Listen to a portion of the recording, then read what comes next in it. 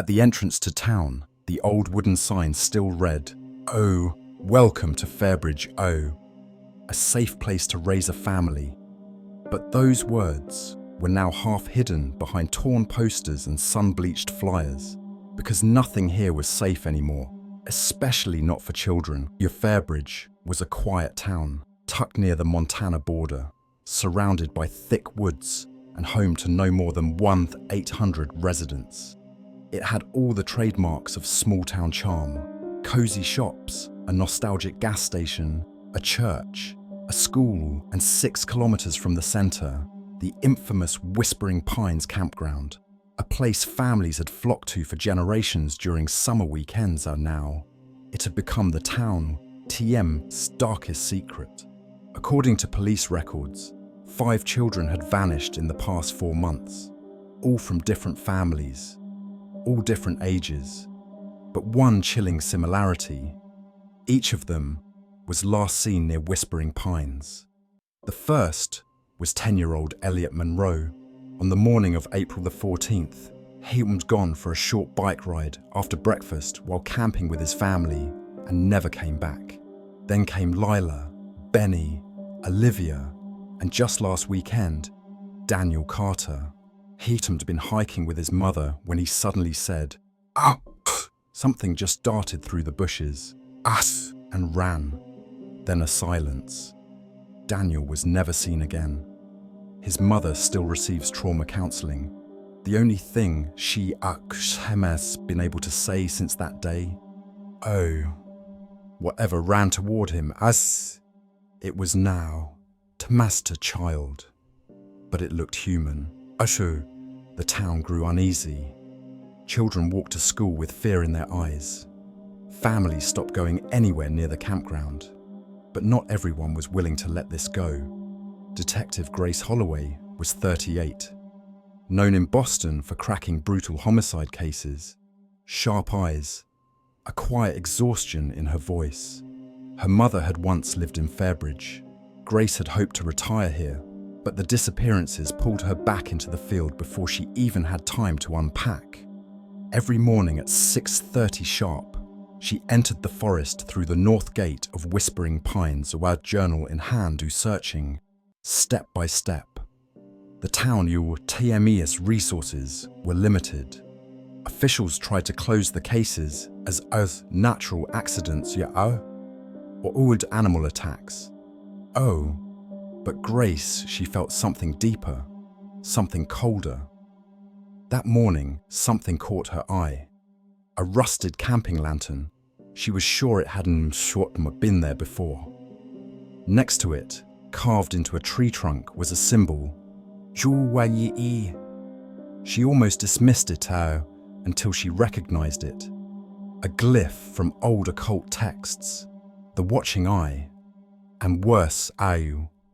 This exact symbol had been drawn on Daniel TM's backpack. Back then, she thought it was just a child Optima's doodle. Now she was so sure.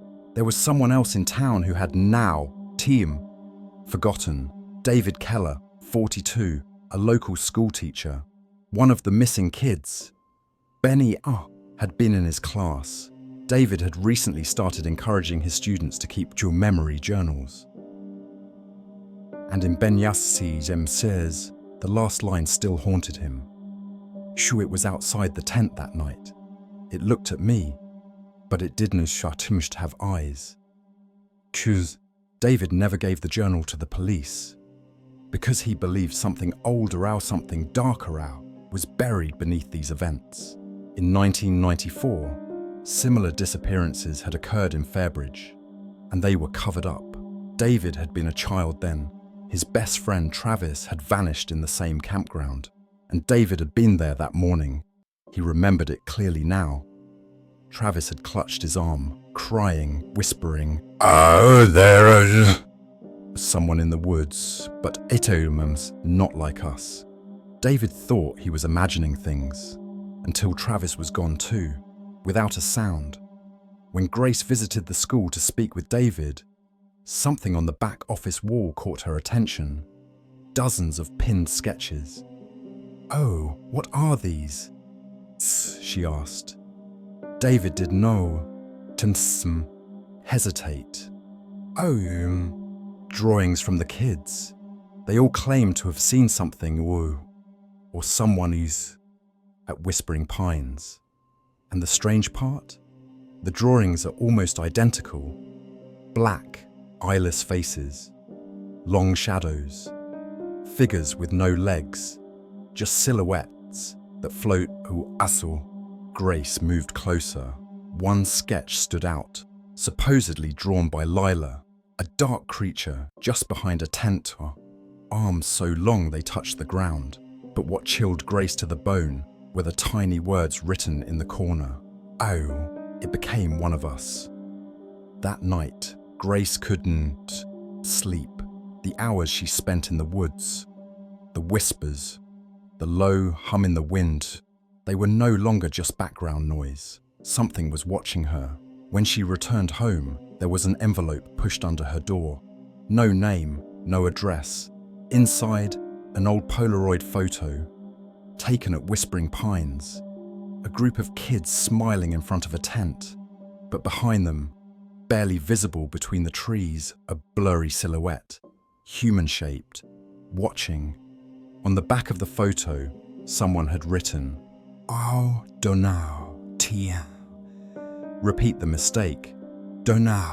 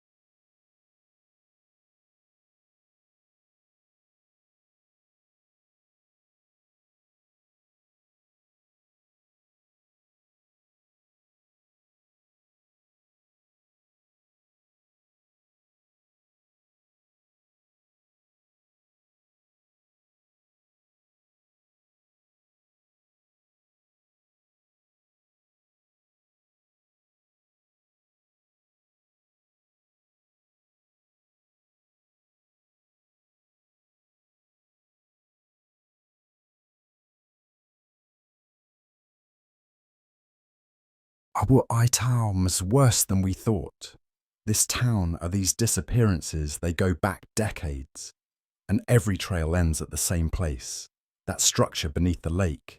And Blake, the ones who have gone down there, they never came back. Blake swallowed hard. Oh, so what do we do? Grace reached into her coat and pulled out an old cassette. The label read, missing. Case, 1984. AU. Lake, structure recording. AU.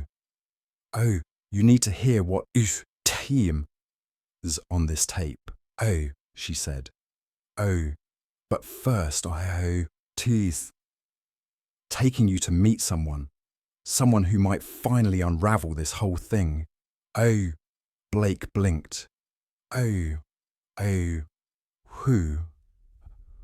Grace's TM's answer sliced through the night like a blade. Oh, Leo no, T-Ham says, twin brother. Hey, Tism, still alive. And he remembers what happened that night, and in that moment, we realized, this was never the end of the story. It was only the beginning. And the true darkness was just beginning to rise. Blake followed Detective Grace silently through the woods. She was only a few steps ahead, clutching the cassette like it held the key to every secret Fairbridge had buried. Leo No, T's twin brother. No one had ever mentioned such a person. Or maybe the town had simply tried to forget. Because some memories aren't kind enough to be remembered. They stopped in front of a small cabin. Its roof sagged with decay. Its moss-covered windows nearly blending into the forest around it. Grace knocked twice. A voice came from inside, muffled and low. I told you to come alone. Grace did nux to answer. She simply pushed the door open. Inside, the dim light of a flickering lamp cast long shadows across the room. An old gramophone stood beside a wall covered in yellowing newspaper clippings. In the corner, a hunched man sat in silence. He slowly raised his head. His eyes were tired, but his mind, sharp. Eulion is gone, he said. But that night, it was just him. We all lost something. Blake swallowed hard. You, Tam, rare his twine you. You know what happened. Don't know, Tim, to you. The man smiled. A pained, bitter smile. He nodded toward Grace. She stepped forward, inserted the cassette into the gramophone, and lowered the needle. A piercing crackle, then whispers. And finally, a childish voice. Oh, the adorations opening. Someone was see coming. Seconds later, a scream. Then nothing. Silence. Blake felt the hairs on his neck stand up. Grace lowered the volume. Oh, this tape came from a recorder placed inside the structure beneath the lake. Are you? She said. Oh, something was down there. Something with a voice, but no body. This town has spent decades running from that voice. Cool. Leo Naut Escher's brother slowly stood. Oh. Every child who heard it changed. First, they whispered in their sleep. Then they stared into nothing. And one morning, they were simply gone. Blake could barely breathe. The disappearance. They're caused by that thing.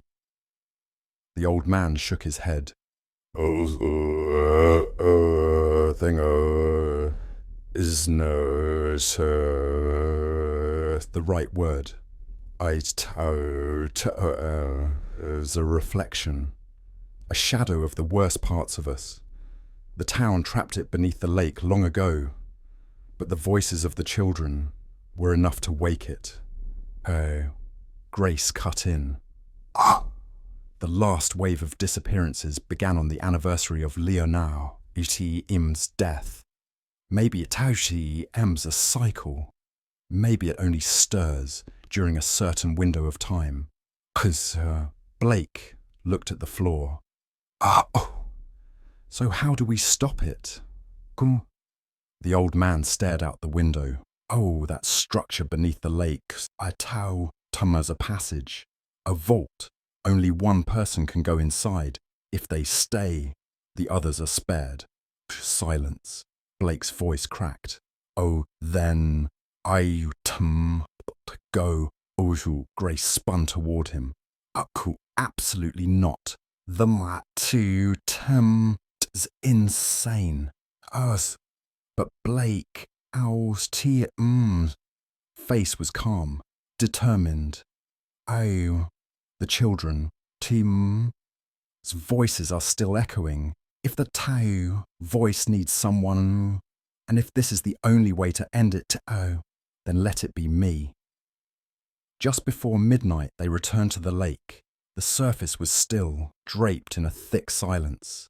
They lit their flashlights and stepped into the old rowboat, paddling toward the spot where the structure had emerged. The old man slipped into the water with a rusted key in hand. He surfaced, pointed at Blake. At the center of the lake, the metallic hatch awaited a rusted but unbroken. He turned the key. The hatch creaked open. From below, a cold, heavy breath of air rose up.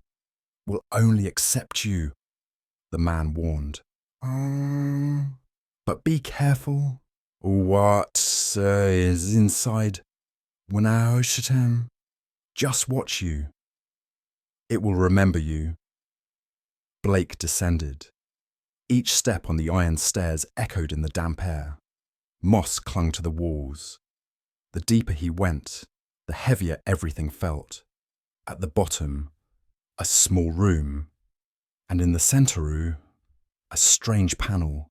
It looked like a mirror, but shimmered like liquid. Blake approached it. Then, the surface rippled, and instead of his reflection, he saw Leon, then Eli, then the others. One by one, the missing children appeared. They were all there, but their eyes were hollow.